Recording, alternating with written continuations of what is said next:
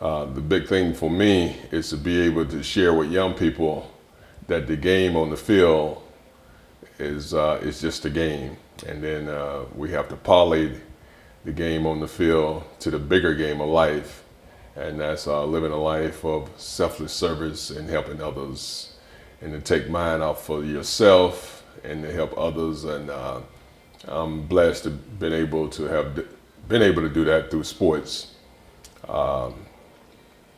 Coming from Chicago, I always tell this story. Being on one of the greatest teams of all time, playing with some of the greatest players of all times. There were four NFL Hall of Famers on that team. Walter Payton, Mike Singletary, Dan Hampton, my roommate Richard Dent, and then of course Mike Ditka, who made it in as a player. He was our head coach, and everybody knows who Buddy Ryan is, and he's a well-renowned defensive coordinator. And so just being around on that team and the culture of that team was a dream come true for me. As a kid, I never forget, in the sixth grade, our teacher had us discuss the movie Brian Song. And man, that was a tearjerker. And it's so ironic too, because I saw that movie and it dawned on me. I said, that's the team I want to play on. I want to play on the Chicago Bears. And it actually came true. But that movie stuck with me because of the relationship of Brian Piccolo, who was a white running back, and Gail Sayers, a black running back. And it was my first time as a sixth grader seeing a relationship amongst two races of people. And it just touched me in a way that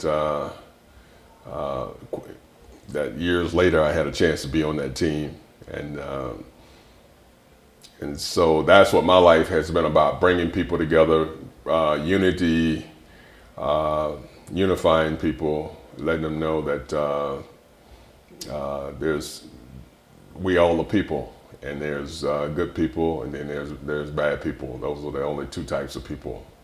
The way that came to my awareness was in the sixth grade, the first year of integration, when Mrs. Hagan, she came up from Baton Rouge. I always tell people that she shuffled up from Baton Rouge because the Super Bowl shuffle to us was a story of faith, and I get back to that story. But Mrs. Hagan came up in 1971, and she came out of LSU, and at that time I wasn't aware of Southeastern Conference football, growing up next door to Bob Hill, who would later become Walter Payton's coach at Jackson State. And so Mrs. Hagan, she always talked about LSU, so I had a fondness of following LSU, and then began to watch Ole Miss.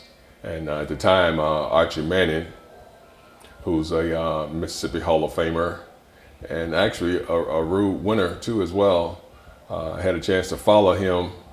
And he brought so much excitement to the state of Mississippi because he was in the running for the Heisman Trophy that year. And Mrs. Hagan knew I loved football. We were always playing football kicking the little football. It was a game that people used to play back in the day, playing football. But she was a person that wanted to make sure that we understood we understood things, because she always talked to us about race relations and those types of things. And so when the draft was coming up, she had me do a book report on the NFL draft. And Archie Manning had brought so much excitement to the state of Mississippi. I had followed him, but she wanted me to do more of a research about the draft. And that we had just got some encyclopedias at the time, and then I had to go travel, and not travel, but I had to walk so many miles to go get a newspaper. At the time, the draft was like 17 rounds. But what I learned about the NFL draft is that it was created to create parity, meaning that the teams that finished last had a chance to pick first.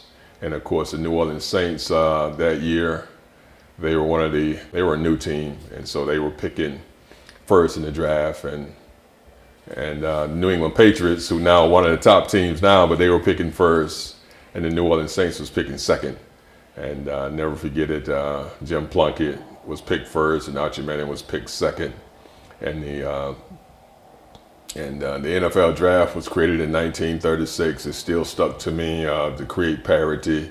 And years later, after retiring from football, I ended up writing a letter to Paul Tagliabue, sharing with him the story of my sixth grade teacher, Archie Manning, and that I wanted to create a program in Tampa, Florida, and Jackson, Mississippi, to work with youth, taking students that were coming from bad conditions and taking the best out of those conditions. And then years later, that's quantified and see how those kids would do if they were taken away from their worst conditions. And years later, here we are, and we have a number of students who have gone on to become successful. Frederick Burns, who came out of the stew pot here in Jackson, Mississippi. He's now a software engineer for American Airlines.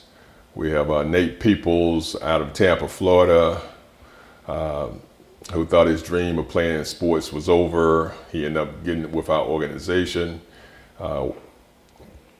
We helped him walk on to Mississippi State. 20 years later, he returned as an assistant strength coach, and now he's at the University of Texas. We have Jarrell Mayer, who actually we helped him go to Millsaps from Florida, and now after graduation, he came back to work with us, and he and I go out speaking with All Pro Dads and Tony Dungy. Now we do a bus tour bringing kids from Tampa, Florida. We go through Southern Miss, Mississippi State, Alabama, Georgia, Clemson, and Wake Forest. And we have a couple kids who stopped here, on their visits. They decided to walk on to the local schools here from Florida. And it's just been a beautiful thing to be able to see that kids who once thought their dreams were over, that have now had a chance to achieve their dreams of going to college, graduating, and then coming back to help somebody else. And we had Jasmine Trammell from Tampa, Florida, wanted to play sports so badly. We ended up finding him an opportunity to go to Mississippi Valley State. Now he's assistant principal back in Tampa. I mean, those stories, they're just so beautiful, and they never would have happened if not for the game of football.